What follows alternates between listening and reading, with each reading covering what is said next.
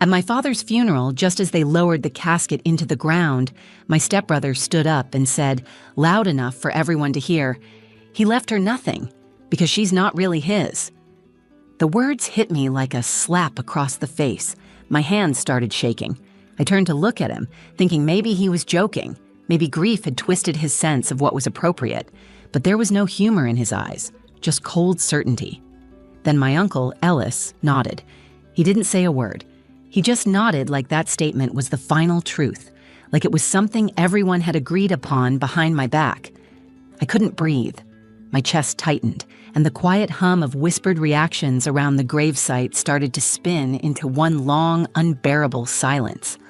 My mother was gone. My father had just been buried, and now, somehow, in front of 100 people, I was being told I didn't belong to him. I looked around, desperate for someone, anyone to stand up for me. My father's friends were there, colleagues, family friends I'd known since I was little, but no one said anything. They just looked away or stared at the ground like I was some unwanted guest at my own father's farewell. I wanted to scream. I wanted to shout, "That's not true.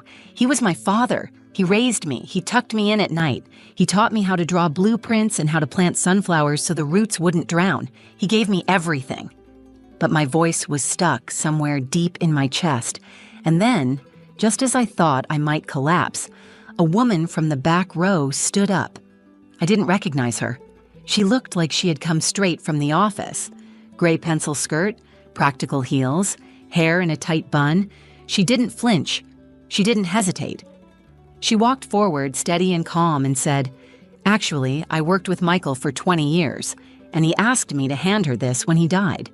She turned to me and held out a small, sealed wooden box. All eyes shifted to me. For a moment, nobody moved. The breeze stopped. The moment hung in the air like a suspended breath. I stared at the box, unsure whether to take it. My heart pounded so loud I could hear it over the murmuring crowd. Grant looked at her like she'd broken some secret agreement. My uncle clenched his jaw. The woman took one more step forward. He said to make sure she got it, if they ever tried to take everything from her. Everything inside me screamed to reach for it. Because in that moment I knew this wasn't just a box. This wasn't just some envelope or keepsake. This was something my father had left behind for me, knowing exactly what they would do. And what was inside that box changed everything. Everything I believed about my family, about myself, about why my father always looked so tired those last few years. I didn't lose him that day. I found out who he really was, and who I really am. My name is Adira Rains. I'm 28 years old, and up until my father's funeral, I thought I understood where I came from. I grew up in a quiet neighborhood outside Richmond, Virginia, in a modest craftsman home my father helped design. My mother died when I was 12. Cancer, the kind that doesn't give you a second chance. After she was gone, it was just me and my dad, Michael Rains, architect, widower, quiet, complicated man. He was the kind of father who didn't always know what to say, but always knew how to show up. He packed my lunches with handwritten notes, even when I was old enough to roll my eyes at them. He came to every art show, even the ones where I only had one drawing taped up on the back wall. He taught me how to hold a measuring tape properly before he taught me to drive. He remarried when I was 15. Her name was Diane. She was polished, elegant, always smiling with her lips, but never her eyes. She moved in with her son, Grant, who was a few years older than me. Overnight, our quiet home turned into something colder, sharper. I don't think Diane ever said a cruel word to me directly, but I always felt like an inconvenience, a leftover from a life she didn't want to include. Grant made it worse. He treated me like I didn't belong, like I was just someone his mother was forced to tolerate. At first, I tried to connect with him. I offered to share space, to be kind, but he would make little comments when my father wasn't around, mocking my hair, my art, calling me the charity kid. I told my dad once, and he just said, "He's adjusting. Give it time." So I gave it time, years of it. I went away to college for a degree in graphic design, moved into my own apartment, and started building a life. My father and I stayed close, though. We still talked weekly. He still sent me sketches of houses he was dreaming up, and I would text him photos of murals or odd architecture that reminded me of him. He never said it outright, but I think part of him felt guilty about how things turned out at home. He would sometimes say things like, "I wish things had been simpler for you," or "I know I haven't always protected you the way I should." I didn't push him. I didn't need an apology. I just wanted him to know I was okay, that I still loved him, that I understood. But something changed in the last year of his life. He started missing our weekly calls. When we did speak, he sounded distracted, nervous, like something was weighing on him. I chalked it up to aging, stress. Maybe the firm was pressuring him to retire and he wasn't ready. Then I got the call. He'd had a heart attack. They said it was sudden, peaceful, no suffering. I didn't believe that part. He had suffered for years. He just never let anyone see it. The funeral was held 3 days later. Diane made all the arrangements. She didn't ask me about the flowers, the photos, the music. I offered to help. She smiled and said, "It's already handled." When I arrived, I noticed I wasn't listed in the printed program. My name wasn't mentioned during the speeches. When I stood to speak, Diane gave a little cough, like she was surprised I'd try to insert myself. Still, I spoke. I told them about the time my dad stayed up all night helping me finish a model of a tiny city for my 7th grade project. I told them how he used to keep a tiny notebook in his glove compartment where he wrote down places he wanted to take me. He called it Adira's Adventures. It had over 50 entries. We only got to 12. People nodded. Some smiled. But the warmth I expected wasn't there. After the service, I stood beside the casket as people paid their respects. A few gave me polite hugs. Others skipped past me entirely. Grant stood nearby, smug and stiff in a black suit that looked custom-made. He kept glancing at me like I was standing in the wrong place. I felt like an outsider at my own father's goodbye. I felt like something was being kept from me, but I didn't know what. Not yet. After the service, most of the guests moved toward the reception area behind the chapel. It was one of those multi-purpose rooms with folding chairs, punch, and finger sandwiches that no one really wanted to eat. I stayed back for a moment, watching as the casket was wheeled away. I wasn't ready to be surrounded by people who barely acknowledged me. When I finally walked into the room, I felt every eye land on me. Conversations paused. Diane was standing near the buffet table, glass of white wine in hand, talking to one of my dad's old business partners like she was hosting a gala instead of mourning her husband. Grant was off to the side talking with Uncle Ellis. Their heads were close together, their expressions sharp and private. I started toward the far wall, looking for a quiet corner. I had barely made it 3 steps when Grant raised his voice. "Let's just clear the air," he said, turning toward the center of the room. People looked up, confused, some still holding paper plates. He kept going. "There's been a lot of confusion today about family, about who belongs and who doesn't." I froze. He didn't say my name, but he didn't have to. He looked straight at me. "My father left behind a very clear will," he said, "and there's a reason she isn't mentioned. It's because she's not really his daughter." The room went completely silent. Dishes stopped clinking. A woman near the front gasped under her breath. I blinked, stunned. I opened my mouth to speak, but I couldn't find a single word. It was like the floor had dropped out beneath me. Then Uncle Ellis stepped forward and nodded. "Michael made things clear to us long ago. The estate goes to blood family. That was his wish." My hands started shaking. I felt heat rush to my face. I tried to speak, but I couldn't make my voice work. "I don't know what game you're playing," I finally said, my voice trembling, "but he raised me. I am his daughter." Grant crossed his arms. "You were taken in, raised, sure, but biologically, you're not one of us, you never were." He said it like he was giving a fact, like he was reciting a weather report. I looked around the room. Not one person spoke up for me. A few avoided my gaze. Others just watched with tight expressions, like this was a show and they were waiting for the next act. My heart pounded in my chest. I felt small, like I had shrunk inside myself. My throat burned, but I refused to cry. "Not here, not in front of them. How dare you," I said, more to myself than anyone else. "He loved me. You think a last name or DNA changes that?" Ellis shrugged. "We're just honoring what he put in writing." That was when I realized something wasn't right. My father was deliberate. He planned everything. The man carried 3 pens in his suit pocket in case one ran out. He never would have left me out of his will without saying something to me first. not unless he was forced to or manipulated. I stepped back. My pulse was racing. I could hear it in my ears. And just when I thought the moment couldn't get more surreal, a voice from the back of the room broke through. "Actually," the woman said, stepping forward with a calm authority that silenced everyone, "I worked with Michael for over 20 years. She was neatly dressed, professional, maybe in her 50s.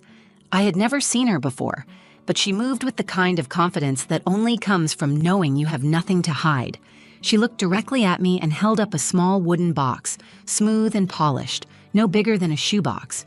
He asked me to give this to Adira after he passed. He told me to wait until someone tried to take what was hers." Grant scoffed. "And who exactly are you?" The woman turned to him with a level gaze. "I'm someone he trusted more than either of you." She looked back at me and stepped forward. "He said you'd need this." My eyes locked on the box. My heart was thudding so hard it hurt. I didn't know what was inside. I didn't know why he hadn't just told me whatever it was while he was still alive. But I knew one thing with absolute clarity. My father left something behind for me, and he knew this moment was coming. The box felt heavier than it looked, not in weight, but in meaning. Every pair of eyes in that room was watching me, waiting to see what I would do. Grant stood frozen, his smirk gone. Diane was across the room, pretending to look disinterested, but I saw the way her fingers tightened around her wine glass. Uncle Ellis looked like he wanted to say something, but even he stayed silent. The woman, Lena, she later introduced herself, held the box out with both hands. Her voice was steady when she said, "He told me to wait until this moment. He was very clear. He knew they might try to erase you." I took it from her slowly, my fingers brushing the grain of the wood. It was smooth, well-crafted, something my father would have appreciated. There was no lock, just a simple latch. I didn't move right away. Part of me didn't want to open it in front of them. I felt exposed, raw, like every part of me was on display and still being judged. But then I looked at Grant, standing there with his arms crossed like he'd already won. I looked at my uncle, a man who once gave me birthday cards without signing them, and I thought of my father. How tired he'd looked in the last few years, how distant, how distracted. Maybe this was why. Maybe carrying this secret was the weight that wore him down. I walked toward the table at the front of the room, set the box down, and opened it. Inside was a sealed envelope, thick with paper, and a USB flash drive tucked into the corner. On top was a folded note with my name written in his handwriting. I recognized it instantly. The same slant, the same sharp lines. I unfolded it with shaking fingers. "Adira, if you're reading this, it means they did exactly what I feared. I didn't want it to come to this. I wanted to protect you while I was alive. I thought I had more time. I'm sorry I didn't tell you sooner. I didn't want you to carry the weight of it all before you had to. You are my daughter in every way that matters, and also in the way they will try to deny." I felt the breath catch in my throat. My hands tightened around the paper. "Inside this envelope is your original birth certificate, not the one they tampered with after your mother died, the real one. I kept it hidden because I didn't trust them. You'll also find documents for a private trust I created years ago.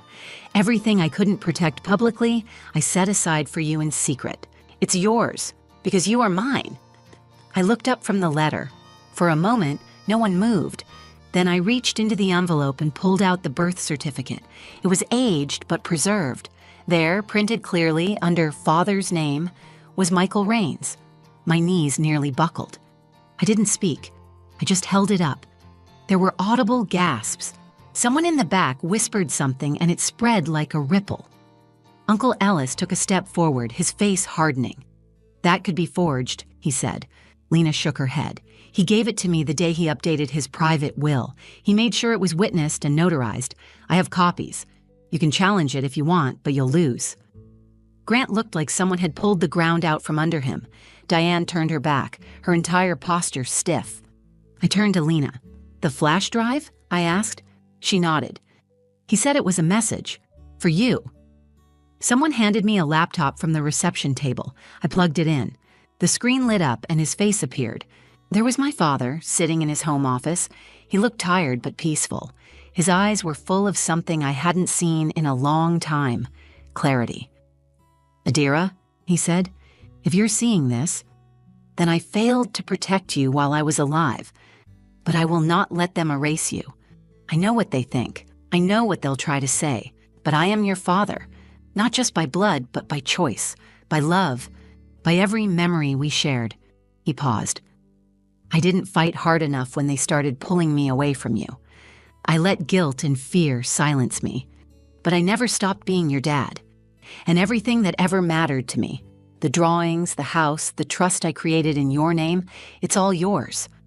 I want you to have it, and I want you to stand tall because you are everything I ever hoped a daughter would be." The video ended. The silence in the room was deafening. That was the moment everything shifted. I wasn't the outsider anymore. I wasn't the forgotten child. I was his daughter. Fully, completely, undeniably. No one spoke. The air in the reception room had changed. A moment ago, it had been thick with smugness and silent judgment. Now, it was heavy with disbelief. People who had been avoiding eye contact with me were suddenly leaning forward, trying to see the screen, trying to understand what they had just witnessed. I closed the laptop gently, my fingers lingering on the lid as if touching it kept my father close for 1 second longer. Lena stepped beside me, her face calm and certain. Michael didn't want his legacy controlled by people who twisted his intentions. He prepared everything legally. This isn't a loophole. It's his final word. Grant stepped forward. "None of this changes the will. The official one was read last week." Lena looked at him without blinking. "That was the public will. There's another one, private, held by his personal attorney, not the firm. It names Adira as the sole heir to his private estate." The room stirred again. Grant's confidence cracked. I saw it in his jaw, how he clenched it like a child, refusing to believe he was losing a game he thought was rigged in his favor. Uncle Ellis moved forward, sharp and deliberate. "This is being blown out of proportion. We don't know what Michael was going through at the end. He was clearly confused, emotional. You can't seriously expect this to override a legal process." Lena didn't even flinch. "I spoke with him every week until the day he died. His mind was clear. He was intentional. He knew exactly what he was doing. And he knew you would say that." She reached into her briefcase and pulled out a file. She handed it to me. Inside are signed documents, video testimony, and the legal transfer of the trust. He left it all to you, Adira. Not because of sentiment, because it was right. I opened the folder and saw the notarized trust documents, the dated legal letters from his personal lawyer, and a note addressed simply, "To the court, challenged." I didn't need the court's validation. I already had my father's, but still, I turned to face the room. "To those of you who stood silent when they tried to erase me, I hope you're seeing now what silence costs," I said, my voice steadier than I expected. "You watched them question my place at my own father's funeral. You watched them say I didn't belong, and no one said a word." No one interrupted. A few people lowered their eyes. One woman, someone I vaguely remembered from his office, wiped a tear and nodded. "I don't want revenge. I don't want to fight. I just want what he intended me to have. What he built for me. What he preserved, even when he was afraid." Grant scoffed. "You really think this changes anything? You can't fake blood." I turned to him. "I don't need to fake anything. The truth is written in ink. It's written in the life he gave me, in every story I carry about him, in the plans we made together. You only want what he left behind. I carry who he was." That was when Diane finally spoke. She had been standing near the door the entire time, silent and detached, but now she turned, her voice cold and clipped. "I told him this would happen," she said. "I told him his guilt would come back to haunt him. He always let you take up too much space." I stepped forward. "He gave me space because I was his daughter, because he loved me. You couldn't erase that, not with silence, not with lies." She walked out. Grant didn't follow. Uncle Ellis looked around, realizing he had lost whatever support he thought he had. He muttered something under his breath and stormed out after her. The room slowly returned to itself. People began whispering again, but this time, it wasn't about me being an outsider. It was about them. The ones who tried to keep this buried. The ones who underestimated what a father's love could protect. I stood in that room, holding the letter, the trust, the video, the proof that I belonged. Not because of documents or money, but because my father saw me. He knew what they would try to do, and he made sure I wouldn't be left defenseless. He didn't leave me behind. He left me everything.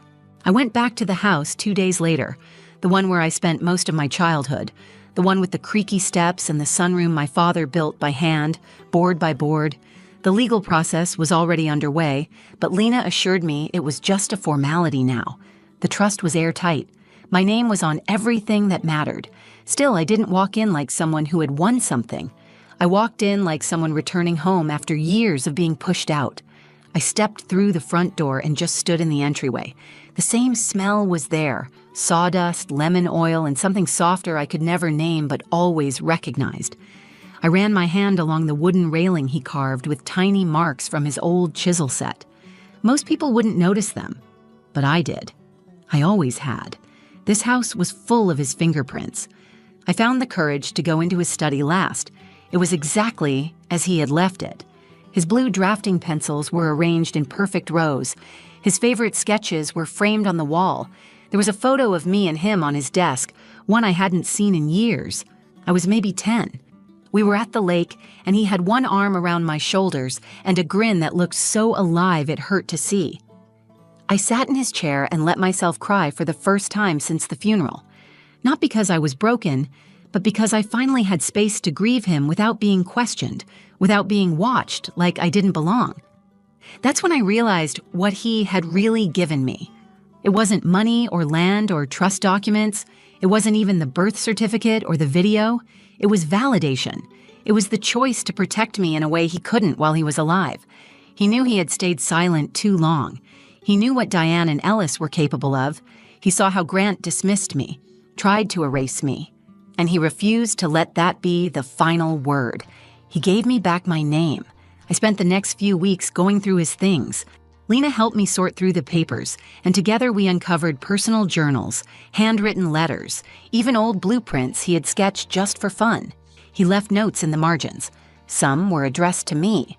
Others were clearly just his thoughts, little reminders to himself. Every page was a layer of the man I missed, the man I was still getting to know. I eventually found a small notebook labeled Adira's Adventures, tucked into a drawer beneath a stack of invoices. He hadn't written in it since I was in high school, but the last entry was a note. Trip to Italy. Just us. One day. We never made that trip, but now I carry that notebook with me everywhere. It reminds me that he never stopped planning a future with me in it. Lena stayed in my life. We still talk weekly. She's become a guide in a way I didn't know I needed, someone who saw my father clearly and never questioned my place beside him. She helped me set up the architecture scholarship in his name, one that gives young artists and designers a path he would have been proud of. As for Grant, Diane, and Uncle Ellis, I haven't heard from them since the court confirmed the trust. They never apologized. I didn't expect them to. They live in a world where power means more than connection. I've let that go. What I've learned is this: sometimes the people who love you the most don't always know how to protect you when it matters. But if they truly love you, they'll find a way to make it right. My father made mistakes.